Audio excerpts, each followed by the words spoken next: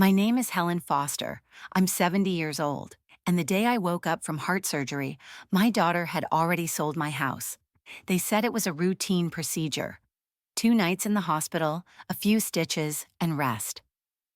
I remember the nurse adjusting my oxygen line, the faint beeping of the monitor, and Melissa's voice drifting in from the hallway. Bright, confident, just like always. She'll never even notice. The title's already processed, she whispered. By the time she's home, it'll be done. I thought I was dreaming, but when I opened my eyes, the room was empty and my wedding ring, the one I'd worn for 42 years, was on the wrong hand. I stayed still, pretending to sleep, and listened. Melissa's voice returned, quieter this time on the phone. Yes, the notary's taken care of, power of attorney's signed. We'll close Monday. The monitor beeped faster. A nurse came running. You okay, Mrs. Foster? I need to call the title office, I murmured. She smiled like I'd said something silly. You just had surgery. Rest. But rest is hard when you realize your own child is stealing the roof over your head. When Melissa finally came in, she carried flowers. Red tulips, my favorite, the ones I always planted along the porch. Mom, you scared me half to death. Don't talk, just heal. I forced a smile. Where's my house key? Her face flickered for half a second. Safe, don't worry about anything.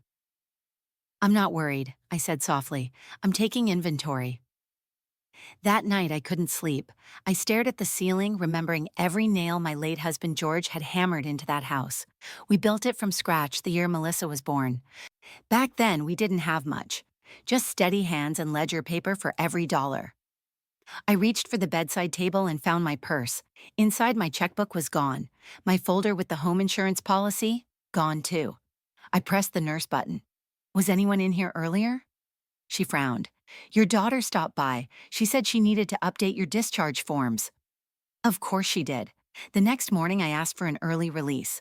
The doctor protested. I told him I felt better. He didn't know that feeling better wasn't the goal. Getting home was. When Melissa came to pick me up, she acted cheerful, talking about fresh starts and less stress. Mom, she said, pulling onto the freeway, while you were recovering, I went ahead and handled the hard stuff. You don't need to worry about bills or property anymore. Everything's streamlined. Streamlined? I repeated. She nodded. I transferred the deed to my name for tax reasons. You'll thank me later. I turned to her, heart steady now. Melissa, I said, I've spent a lifetime tracking numbers that didn't add up, and you just became one of them. 3 days after coming home, I stood on the front lawn of what used to be mine. A bright red for sale sign leaned slightly in the wind, planted right through my azalea bush. The porch light was on, but my key didn't fit anymore.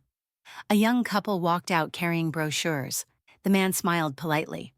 Lovely place, isn't it? Heard it's going fast. I nodded, too stunned to answer. Inside, I could see Melissa in my kitchen, laughing with the realtor like it was just another showing. When she spotted me through the window, her smile froze. A second later, the door opened. Mom, you weren't supposed to come until tomorrow. You're supposed to be resting. Why is there a sign in my yard? It's not your yard anymore, she said softly, glancing toward the couple still in the driveway. Please don't make a scene. I'll make whatever kind of scene I want, I said, pushing past her into the kitchen. Half the cabinets were empty. My husband's old tools, gone. The framed blueprint he'd drawn of the house, missing. What did you do? She sighed as if I were being unreasonable. Mom, we've talked about this. You can't manage a property this size anymore. You're alone, your heart's fragile, and the taxes are eating you alive. I took care of it. Took care of it? I sold it. Well, technically I'm the owner now, so I listed it. You'll still live comfortably. I moved your pension into a joint account for your expenses. I felt my knees weaken. You did what? It's temporary, she said quickly. I just needed to streamline things. Legally, it's easier if I manage everything. I looked at her, my daughter, my only child, the one I once taught to balance a checkbook with pennies on the kitchen table. You forged my signature. Her voice hardened. Don't say that in front of people. I had power of attorney. You got that while I was unconscious. She crossed her arms. You were vulnerable. I had to act. I stepped closer, the smell of lemon cleaner sharp in the air. You didn't act out of love, Melissa. You acted out of greed. She flinched just slightly. You're imagining things. Then why can't I open my account? Because you'll stress yourself sick again. Or because you drained it? She didn't answer. The silence said enough. Outside, the realtor called, "Ready for the next tour?" Melissa straightened her blouse and whispered, "We'll talk later. Don't do this now." I leaned in, close enough for her to see the steadiness in my eyes. "I'm not doing this now," I said. "I'm starting this now." Then I walked out, past the young couple, down the driveway that still had George's initials carved in the cement. They could take my keys, but they'd forgotten I kept copies of everything that mattered. And in my house, or out of it, I was still the woman who reconciled every number until the lies ran out of ink. By the end of the week, everything I owned had someone else's name on it. My checking account, jointly managed. My credit card frozen. Even my car title had been updated for liability protection. The bank teller looked at me with that careful pity reserved for old people. "I'm sorry, Mrs. Foster, but your daughter is listed as primary on this account now." "I never authorized that." She clicked a few keys, hesitating. "It shows notarized power of attorney, filed 2 weeks ago, signed while you were in the hospital." "I was under anesthesia." "I understand," she said softly, "but the system recognizes it as valid." Valid. What a word. When I got home, there were movers in the driveway loading furniture into a van. My wedding chest, the rocking chair George built, even the dining table with our initials carved beneath it, all gone. Melissa stood on the porch directing them like a queen. "Mom, don't panic. I'm just staging the house for buyers. You'll get it all back once the sale closes." "The house is already sold, isn't it?" Her silence was the answer. I stepped closer. "You took my money, my name, and my home. What else is left for you to own?" Her voice was sharp now, impatient. "I'm doing what's best for you. You can't keep up anymore. This isn't about greed, it's about responsibility. You raised me to handle things, remember?" "I raised you to tell the truth." "Then tell yourself one," she said. "You're 70, Mom. You can't live alone forever. Let me take over before you hurt yourself again." That word, again. She was using my heart surgery like a weapon. "You think one scar makes me helpless?" I asked quietly. "No," she said, adjusting her sunglasses. "It makes you irrelevant." For a moment, the air between us went still. I could hear the movers grunting, the scrape of wood against the truck bed. I said, "You'll regret this." She smiled, cruel and calm. "I doubt it. I've already moved your things into a senior condo downtown. Check your email. Everything's signed." "I don't use email." "Exactly," she said, stepping past me. "That's why I do." I watched her car disappear down the street, taillights flashing like a warning I hadn't wanted to see. That night, I sat in the empty house with only a folding chair and the echo of my own footsteps.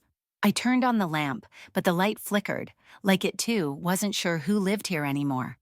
On the kitchen counter lay a stack of mail addressed to Melissa Foster, trustee. I opened one envelope, property taxes, paid in full from my pension account. She'd covered her tracks perfectly. I might have given up right then if not for one small thing. Inside that envelope, beneath the folded bill, was a thin slip of paper, a duplicate receipt from the title company. And on the corner of that receipt was a coffee stain shaped like a heart. Not mine. George's, from our old kitchen table. She hadn't just stolen my home. She'd stolen his mark from it. That was the moment I stopped crying, because the only thing worse than losing everything is realizing the thief thinks you're too weak to fight back. I looked around the bare room and whispered, "All right, Melissa, you want ownership? Let's see how you handle an audit." The following week was the first time in 40 years I didn't have a key that opened anything. No house, no car, no account that still recognized my name. Just a purse full of canceled cards and receipts that proved nothing to anyone but me. I spent 2 nights at the motel on Highway 12. Thin towels, flickering sign, the kind of place where even the clock seemed to tick out of pity. I sat at the edge of the bed with my folder of papers, whispering numbers to myself like prayers. Every ledger I'd ever kept was gone, boxed up with the furniture she staged.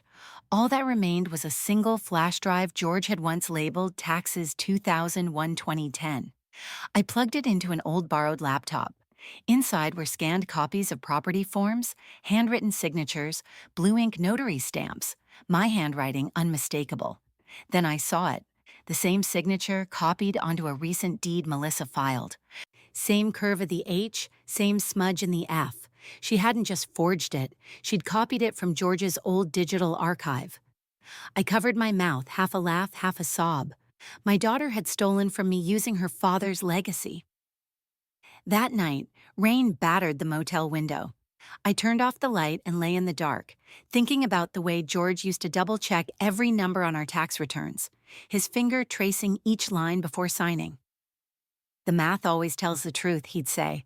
I wondered what he'd say now, watching our child build a lie out of numbers. The next morning I drove by the house, what used to be my house. There were new curtains, new cars in the driveway, a bright wreath on the door. Through the window, I saw Melissa's son, my grandson Ethan, sitting at my old kitchen table eating cereal. My chair, my table, my boy. I parked across the street and just watched. He looked up once, straight toward the window, and waved. I waved back. Melissa appeared behind him, closing the curtain. That simple motion, shutting me out, was somehow worse than the theft. I sat there until the rain turned to sleet and the windshield fogged up completely. For a moment, I thought about giving in, signing the condo lease, letting her manage things, pretending none of it mattered. Maybe this was what aging meant, watching the world rewrite your life while you were still breathing. Then my phone buzzed, a text from an unknown number. Mrs. Foster, this is Nurse Anna from St. Vincent's S. I saw your daughter sign papers while you were under anesthesia. Call me when you can. I stared at the screen until my vision blurred. Proof had found me, even when hope hadn't. For the first time in weeks, my hand stopped shaking. I whispered to the dark windshield. All right, George, I hear you. The math isn't finished yet. Then I opened my notebook and wrote one line across the top of a blank page. Phase 1, verify the signatures. Phase 2, return the house. And beneath it, smaller, Phase 3, let her feel it, publicly. The next morning, I met Nurse Anna at a cafe near the hospital. She was young, nervous, the kind of person who kept glancing at the door like honesty might cost her job. She brought a small folder wrapped in a paper napkin. I probably shouldn't have this, she whispered, but I couldn't stop thinking about what I saw that day. Inside were 3 scanned pages, my hospital intake form, a photocopy of my driver's license, and the notarized power of attorney, the one Melissa had claimed I signed.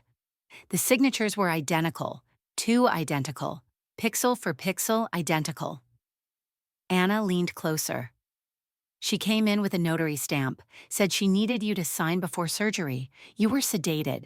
The doctor told her no, but when he left, she went ahead. She pressed your hand on the paper. My stomach turned. And no one stopped her? She said it was urgent. I'm sorry, I didn't realize until later. I placed my hand over hers. You realize now. That matters. By noon, I was at the county records office with a flash drive, the copied signature files, and my oldest friend, Carl Jensen, former county clerk, now retired but still respected. Carl squinted at the paperwork. You've got her cold, Helen. Same signature overlays exactly. She didn't even bother to shift the baseline. That's digital forgery, and it's criminal. I want it corrected, I said. He smiled faintly. No, you want it proven. He logged into the public archives, showing me how every title transfer is time-stamped with a digital fingerprint. The power of attorney Melissa used was uploaded at 9:36 a.m., the same morning I was under anesthesia at 9:15. She couldn't have done both, Carl said. Perfect evidence of fraud. Together we compiled a timeline. Forged authority, illegal transfer, property sale pending escrow. Every step documented. Then Carl asked, You want me to forward this to the DA? Not yet, I said. I want to see her face when the house comes back to me. He grinned. You always did like proper accounting. Over the next week, we worked quietly. Carl prepared a correction deed backed by affidavit of forgery. Anna notarized her statement, swearing she witnessed the fake signature. I gathered bank statements, emails, and copies of every message Melissa had sent on my behalf. Then I found the perfect stage, the County Property Review Board, the meeting Melissa had to attend to finalize the sale, public, recorded, with officials, buyers, and community members all watching. I registered for the same meeting under owner appeal. When Carl saw the smirk on my face, he said, "You're not just getting your house back, are you?" "No," I said, closing my binder. "I'm going to give her a lesson she'll never reschedule." That night, I opened George's old ledger, the one we'd used when we built the house. I traced his handwriting, steady and clean. He'd written once, in red ink, "Proof is peace." I whispered, "You'll get your peace, love. I'll bring it home myself."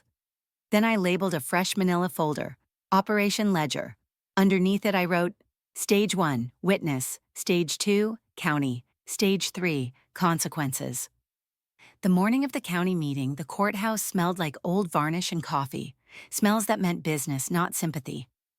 I dressed in my best coat, the one George insisted still made me look the part of someone who kept accounts straight. My binder, heavy and neat, sat under my arm like a legal Bible. Carl met me at the courthouse steps, nodding once. "You ready to audit a family?" he asked, half amusement, half reverence. "I've been auditing family my whole life," I said, "only this time I get a courtroom audience." Inside the review chamber, the room filled fast. Realtors in navy blazers, the two buyers with polite smiles, Melissa with a face too practiced for grief, and her husband Tom standing stiffly behind her. The clerk called the roll and let the agenda run, the same tedious cadence that lulls most people into thinking civility will save them. When the matter of my property came up, Melissa rose as if on cue, her folder tidy, her voice crisp. "We've submitted everything," she said. "The transfer was handled legally and with my mother's best interest at heart." She glanced at me like I was a footnote she'd prefer omitted. I stood when my name was called. My hands didn't shake. I laid the binder on the podium, opened it to the first tab, Timeline of Fraud, and watched the faces around the table shift. "Good morning," I said. "My name is Helen Foster. I'm the rightful owner of 214 Willow Lane. I'm here to present evidence of forgery and wrongful conveyance." The room hummed. The buyers exchanged glances. Melissa's smile thinned. I cued Carl. He walked to the podium with an old man's surety and pressed play on the little speaker we'd brought.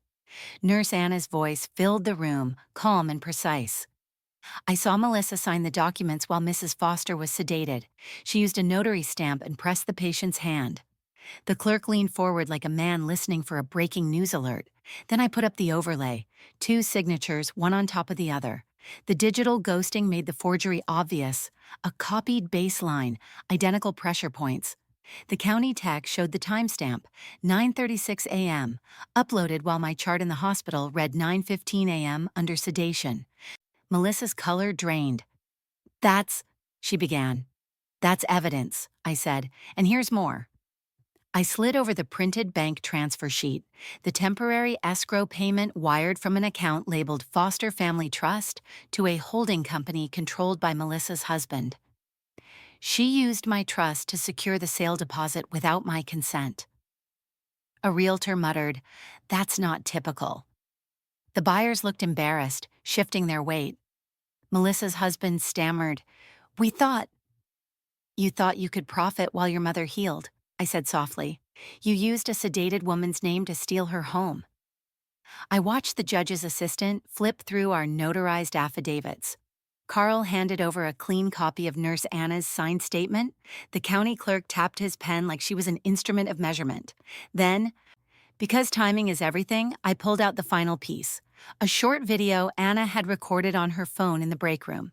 A shaky, honest clip of Melissa saying, "We'll have it wrapped by Monday. Just make sure she signs or we'll do it ourselves." The clip played. A hushed gasp rippled through the room.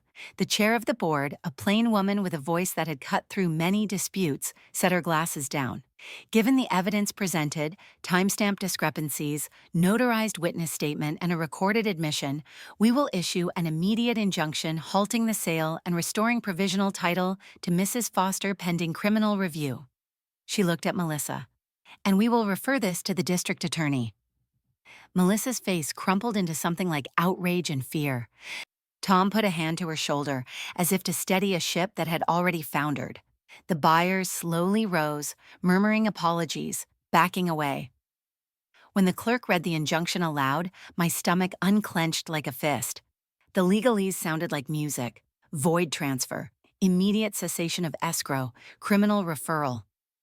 Outside the chamber, reporters lingered with microphones. The buyers and the realtor slipped away in whispers. For a moment, the world narrowed to the small circle around me.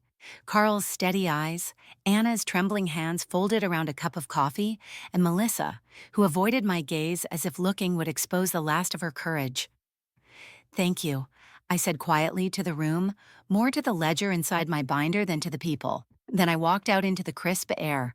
The courthouse steps felt like my stage, but the victory was quieter than I'd imagined, less a shout, more a ledger balanced. On the drive home, I thought of the house, the boards George had planed himself, the sill where he carved each child's initials. They'd tried to sell wood and memory, but math had returned it. I pressed my hand flat over the binder as if to feel the weight of truth, and for the first time since waking from surgery, I felt like myself again. By dawn the next morning, the story was everywhere. Local news outlets ran the headline: "Elderly widow exposes daughter's forged deed live at county hearing." Someone from the audience had filmed the entire confrontation. My calm voice, the projection of those forged signatures, and Melissa's frozen face. The clip went viral before I even reached home. Reporters parked outside the courthouse by noon. A news van idled near the curb with a reporter rehearsing into her mic. Helen Foster, 70, used notarized digital overlays to prove her daughter sold her home while she was under anesthesia. I watched it once on my phone, then turned it off. The truth didn't need me to narrate it anymore. By evening, I got a call from the district attorney's office. "Mrs. Foster," the voice said, calm and professional, "we've received the board's referral and your affidavit. Based on the timestamps, we'll be pursuing charges for forgery, elder exploitation, and real estate fraud. We'll keep you informed." "Thank you," I said. "And please, don't treat her gently just because she's my daughter." "We don't," the woman replied. "We treat her like a defendant." That night, Melissa called. The first time in weeks she'd used my number instead of hiding behind emails. Her voice shook. "Mom, please. You don't know what you've done. I could lose everything." "You already did," I said quietly. "It wasn't supposed to go this far. Tom and we had debts. I thought I could sell, pay them off, and buy back smaller. You'd never even have to move." "You sold our home like a pawn ticket," I said, "and you did it while I was under anesthetic." "I panicked," she said, sobbing now.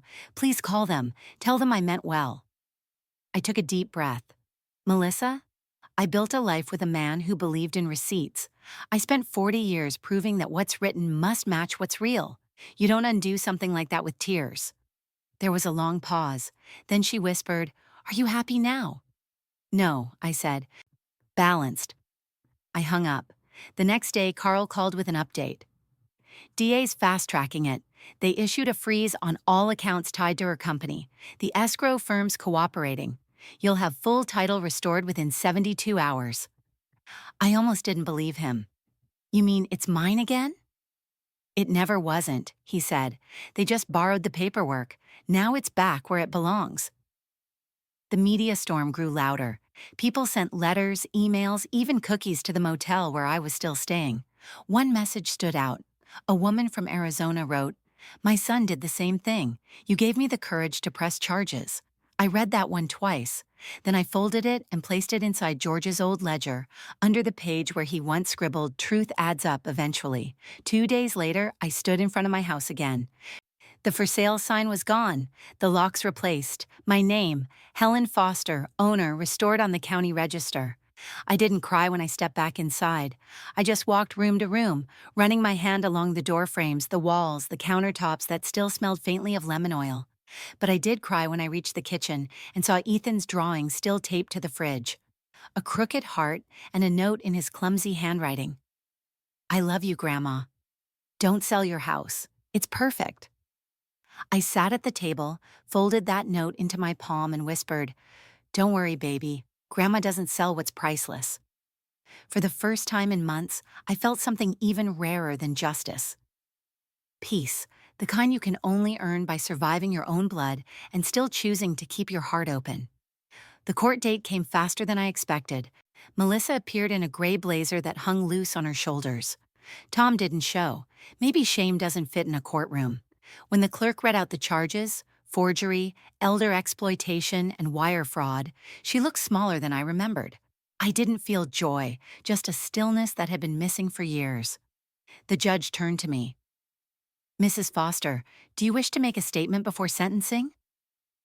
I stood, my knees steady under the weight of every ledger I'd ever balanced. "Yes, Your Honor," I said. "I raised my daughter to believe that numbers and honesty were the same thing. Somewhere along the way, she learned profit without integrity.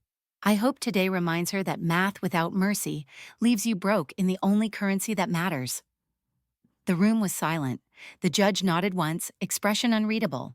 Then came the verdict. Guilty on all counts, sentence suspended, probation granted under restitution order. Melissa would repay the stolen funds, surrender power of attorney, and perform 800 hours of community service at the senior center. When it was over, she didn't look at me. Not once. As I turned to leave, her voice cracked behind me. "Mom, please don't hate me." I stopped at the door. "Hate's expensive," I said quietly. "I've already paid enough." Outside, the cold air bit at my cheeks, but it felt clean, like fresh paper after the ink dries. Carl waited by his car, holding 2 thermoses of coffee. "You did it," he said. "No," I said. "Truth did." He grinned. "You always were a bookkeeper of souls?" That afternoon, we drove to the house. The yard looked smaller, the grass brittle from neglect, but the porch light still worked. Inside, everything was where it shouldn't be but could be fixed. I placed George's ledger on the dining table. One last entry in neat black ink. Recovered, home, dignity, peace. Then I added a second line, red pen this time. Owed nothing. I exhaled. The house didn't echo anymore, it breathed. That weekend, I hosted a small dinner. Just Carl, Nurse Anna, and Ethan. Ethan brought me a card that said, "Grandma, I learned what audit means."